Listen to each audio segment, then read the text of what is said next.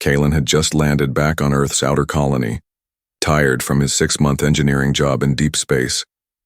He was dirty, tired, and all he wanted was to sleep in his own bed. The spaceport was quiet. The stars above were dim, and wind moved slowly over the metal rooftops. He walked toward his small silver cabin, boots crunching the dust. But as he stepped closer, he stopped. Someone was standing at his front door. A woman, tall, still, not moving. Her long silver hair shined under the pale moonlight. Her skin looked smooth, almost too smooth. Her eyes glowed faint blue. Her body, half metal, half flesh, stood perfectly still. Callan's heart skipped a beat. "Can I help you?" he asked. She turned her head, calm and slow. Then she said the words that froze him. "Husband, you finally came back." Callan blinked. "What?" She took a step forward. "I've been waiting here for 2 weeks. I knew you would return. You always return." Callan stared. Her voice was soft but carried strength. Her movements were graceful, like a machine that learned how to walk like a human. Who are you?" he asked carefully. She tilted her head. "You don't remember me?" "No." She smiled softly. "That's okay. I knew this might happen. They told me you wouldn't remember. But I do. I remember everything." Callan took a step back. "Listen, I think you have the wrong guy. You're Callan Thorne, human engineer. You were born on Earth Dome 7. Your first pet was a red dog named Nilo. You hate tomato juice and—" She paused. "You have a scar on your left shoulder from a plasma burn." Callan froze. All of that was true. "What the hell is this?" he said quietly. She looked into his eyes. "You're my husband. My name is Elira. We were married before the war ended, before they erased you." Callan felt like the world tilted sideways. He backed toward the door. "I think you should leave." "I can't," she said. "I came to bring you back. I made a promise that no matter what they did to your memory, I'd find you." He scanned her again. Half her body was clearly cybernetic. Her left arm was fully alloy, shining with strange symbols. Her chest had a small pulse core. But her face looked like a young woman, no older than 25. "Are you a robot?" "I'm a hybrid, alien bioform and Earth tech. You helped create me. You didn't just marry me, you saved me." Inside, Callan sat at his table trying to think. Elira stood in silence. She didn't move unless he asked something. Finally, he said, "If we were married, where? When?" She nodded. "On Station 9 to XE, during the final year of the Alliance project. You volunteered to be part of the Unity program. You signed a contract saying love will survive even without memory." "I don't remember anything like that," he said. "I know. They wiped your mind after the treaty broke. All records of human-alien bonding were deleted. They said it was unnatural. They said love between species was dangerous." Callan looked up. "And you?" "I escaped the memory purge. I kept my love." She pulled a small silver locket from her neck. It opened. Inside was a photo. It was him, with her. They were smiling. He had his arm around her. She was laughing. His head began to ache. Flashes hit his mind like static. A lab, a white dress, her eyes glowing under candlelight. Callan dropped the locket, hand shaking. "What's happening to me?" he whispered. "Your memories," she said. "They're not gone, just locked." Outside, a drone flew by, scanning the area. Elira looked out the window. "We don't have much time. If they know I found you, they'll come. They'll try to take me or kill you." Callan stood up, dizzy and confused. "Why would anyone do that?" "Because," she said, turning to face him fully, "if your memories return, the truth will break everything they built after the war." He stared at her, heart pounding. This girl, this half-machine, half-alien girl, was saying she was his wife, and somehow A part of him was starting to believe her. Kalen didn't sleep that night. He sat in the corner of his room, staring at the strange girl, Elira, who now slept peacefully on his couch. She looked so calm. Her chest rose and fell like a human, but part of her body still glowed with soft, blue lights. Her cybernetic arm hummed quietly. He kept repeating her words in his head. "You're my husband, and I promise to find you." It made no sense. Yet, something inside him ached when she said it. In the morning, Callan woke up to the smell of heat metal and soft humming. Elira was already moving around the small kitchen. She held a tool in her robotic hand and was repairing a broken panel on the wall. "You should eat," she said without turning. "You always skip breakfast when you're stressed." He paused. "I do?" he asked. She nodded. "Every time, even on our old ship." Callan rubbed his forehead. His dreams had been strange, too strange. He saw fire, screams, a space station shaking from attack, and her face, standing in a white hallway, reaching out, calling his name. But he'd never been there, right? Later that day, Elira asked calmly, "Can I show you something?" Callan hesitated, then nodded. She opened a small pouch she kept close to her hip. Inside was a flat silver cube. When she tapped it, it lit up and projected a 3D recording in the air. In it, Callan saw himself, but younger, standing beside Elira. They were in a glowing room full of tech and glass. He was smiling, laughing. His arm was wrapped around her shoulder. Then in the recording he spoke. "Even if they wipe me, even if I forget everything, I want you to promise. Remind me. I want to remember loving you."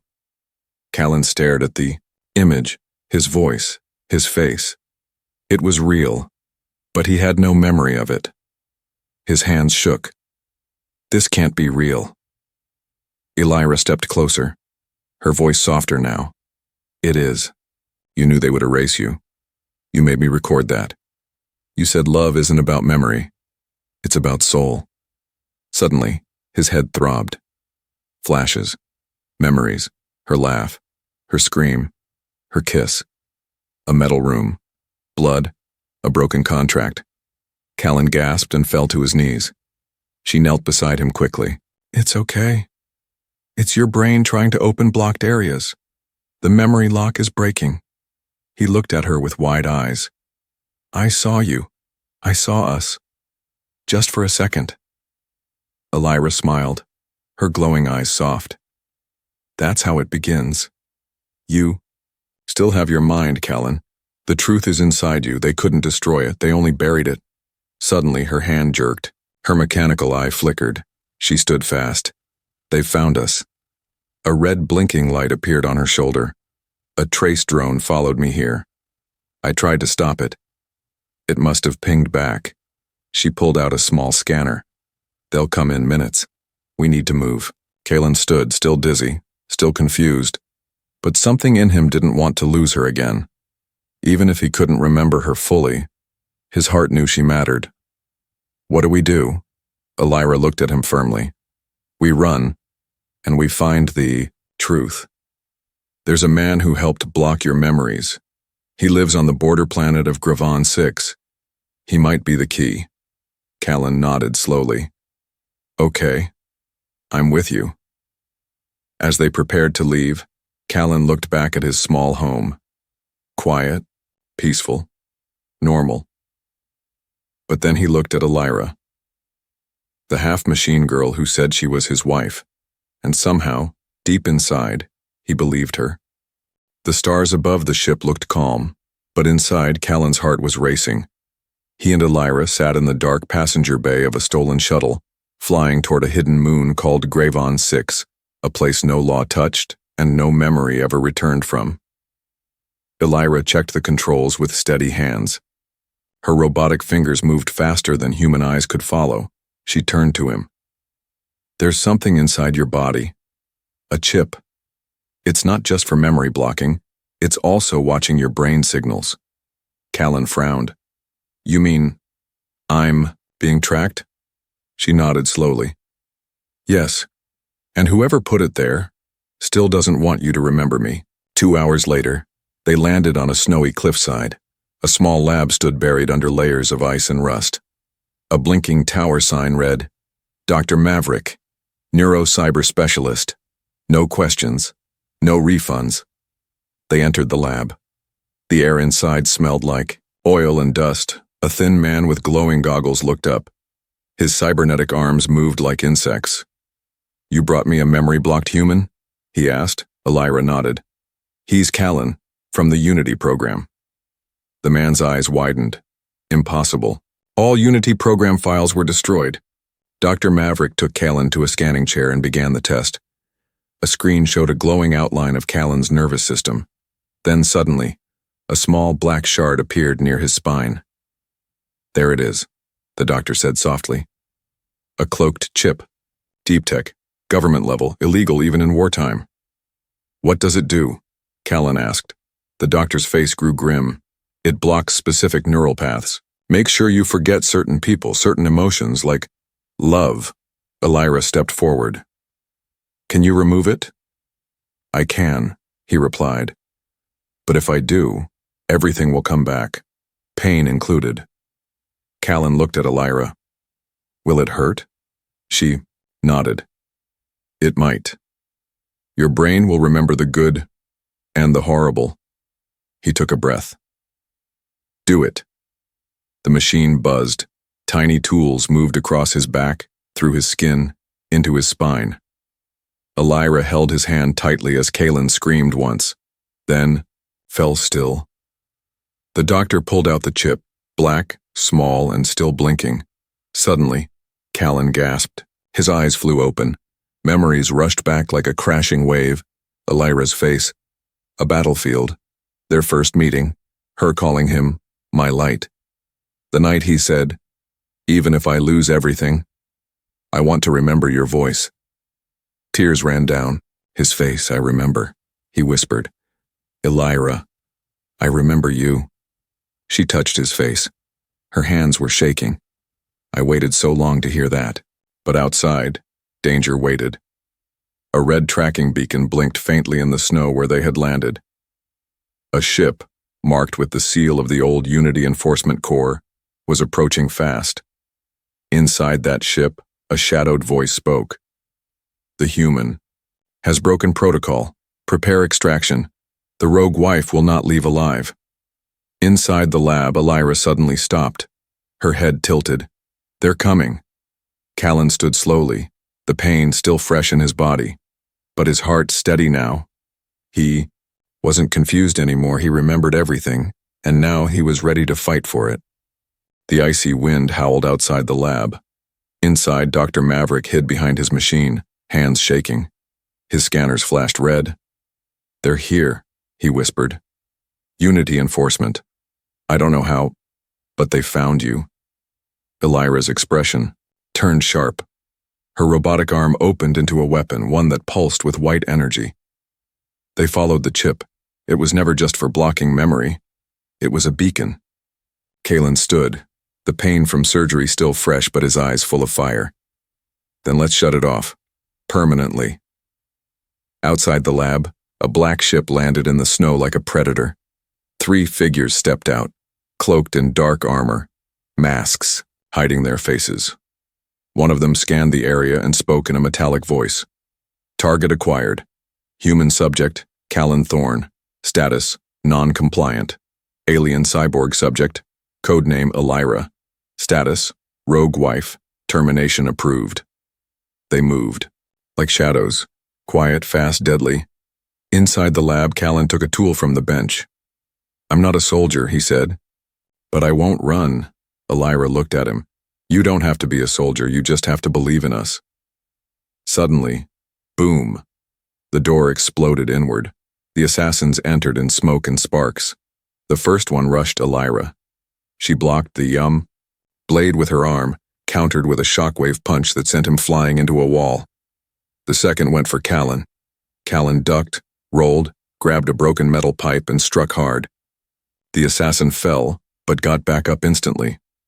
These guys aren't human, Callan gasped. They're hybrids. Like me, Elira replied. But they were built to obey. I was built to love. Dr. Maverick tried to escape but was caught in the crossfire. He dropped, unconscious. Elira turned to Callan. We need to overload the memory relay. If they came for the chip, we use it against them. She pulled the black beacon chip from her pouch. Plug this into the scanner, she said. Then hit pulse. It'll send a signal burst strong enough to fry their systems. But what if it hits you too? I'll take that risk. As Callan ran to the scanner, one of the assassins grabbed his arm. Return the property, he growled. You are not authorized to bond with a rogue, Callan snarled back. She's not property, she's my wife. He smashed a control panel, and the chip lit up. Now, Elira. She slammed her hand on the final command. The room exploded in blue light. The assassins stopped mid-motion, screaming in mechanical voices. Sparks flew from their helmets. Their bodies twisted. One collapsed, another shut down completely. Only one remained. He stumbled forward, damaged, mask cracking. You broke protocol, he said to Elira. You were never meant to love. You were created for balance, not desire. Elira walked toward him. No, she said.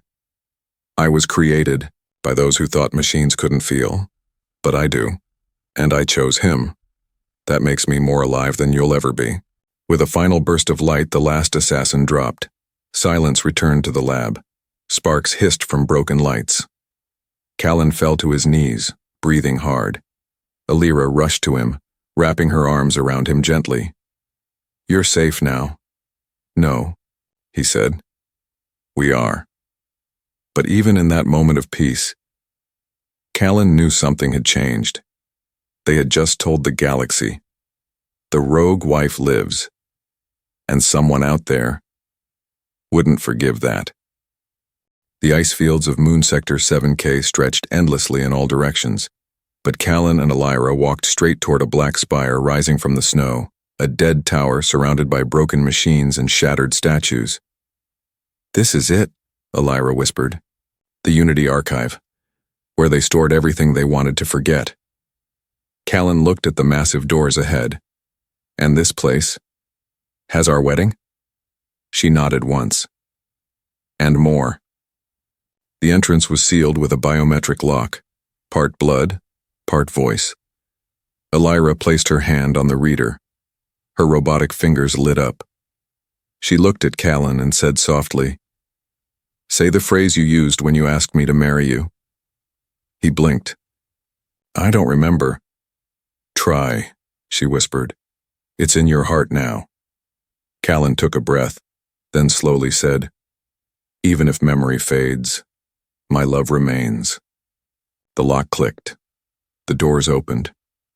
They stepped inside a glowing chamber filled with floating data crystals. Some were cracked. Others were redacted. But one crystal in the center pulsed blue. Elira walked forward and picked it up with trembling hands.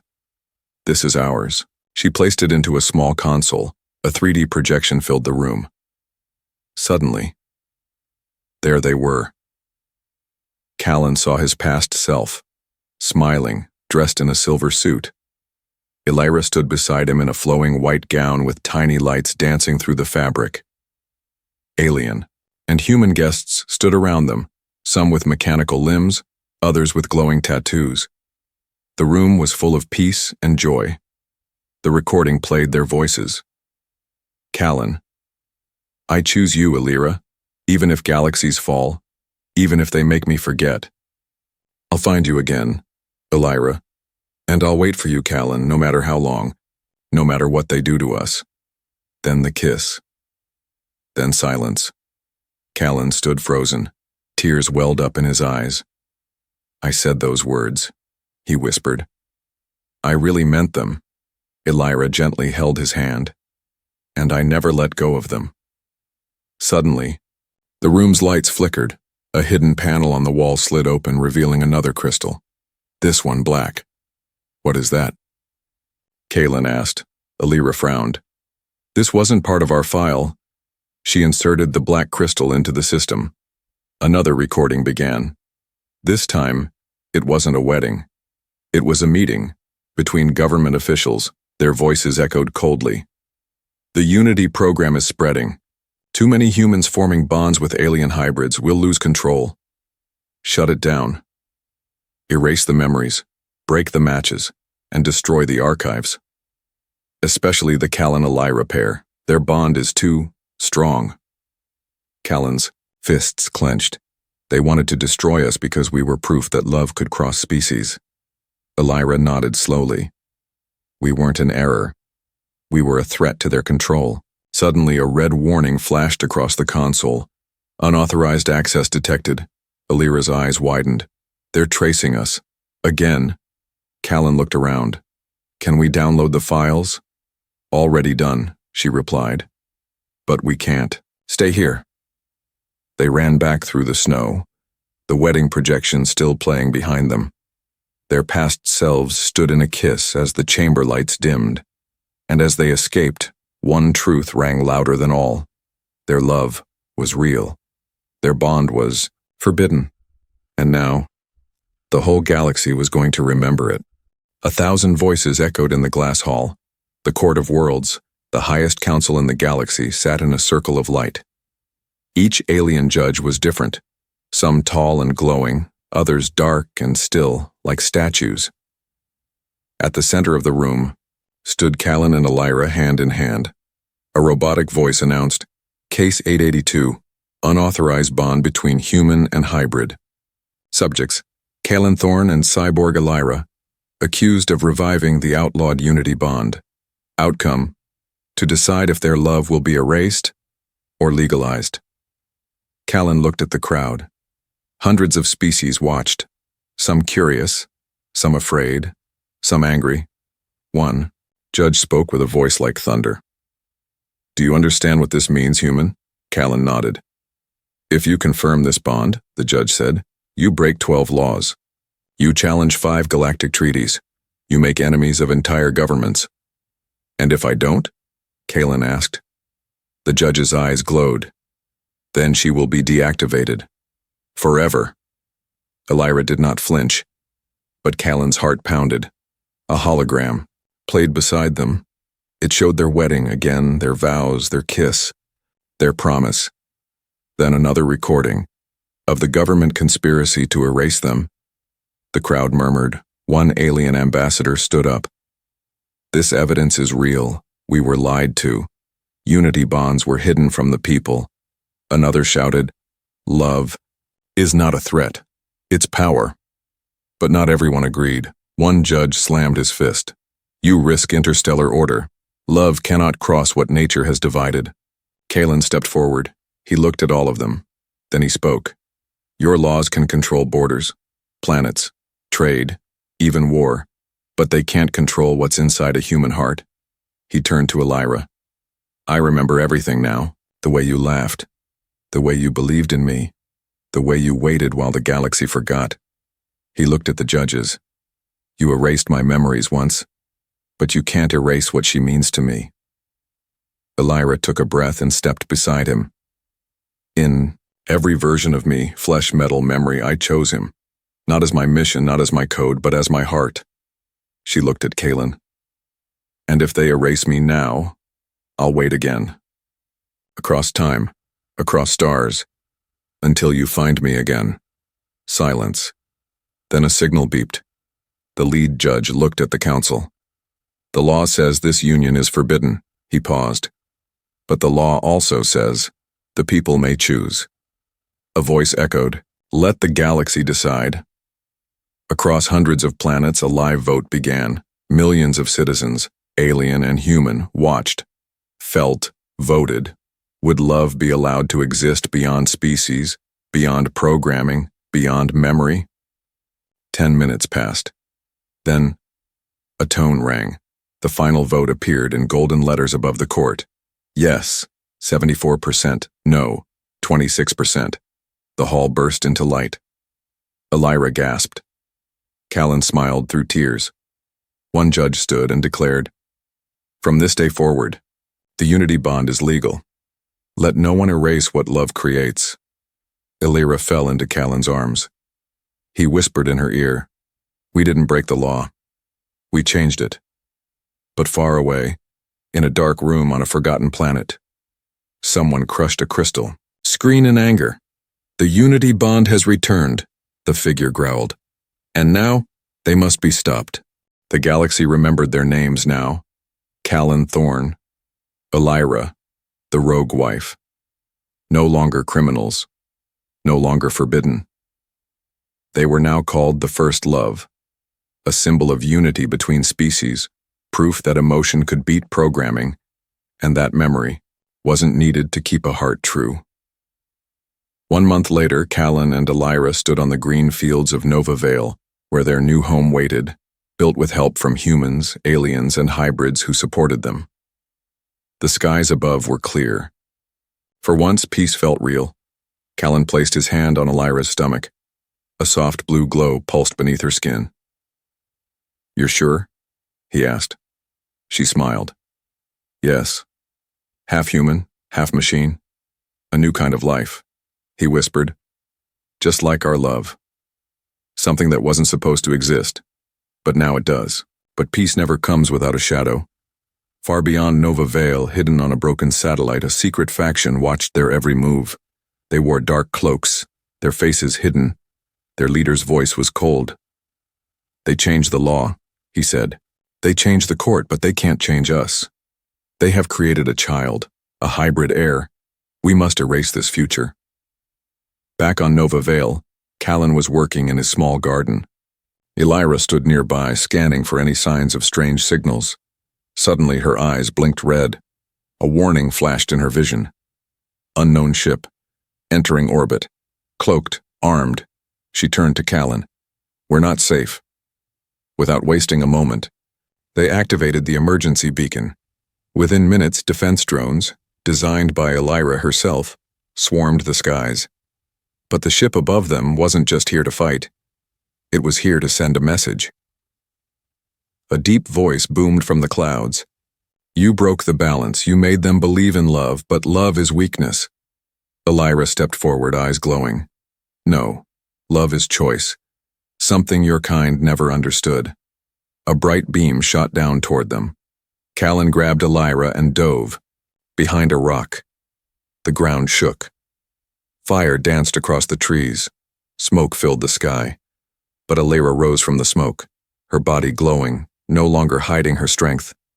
She lifted her hand, and with a flash of light, the beam was split in two, redirected back to the ship. It exploded in silence. Hours later, rescue teams arrived. No attacker survived. But a message was left behind, etched in metal near the ship's wreck. "This is not the end." That night, Callan sat by the window holding a small crystal in his hand. It was his old memory chip, the one that had blocked him from ever knowing her. He looked at Illyra. "I lost time. I lost memories. But I never lost you."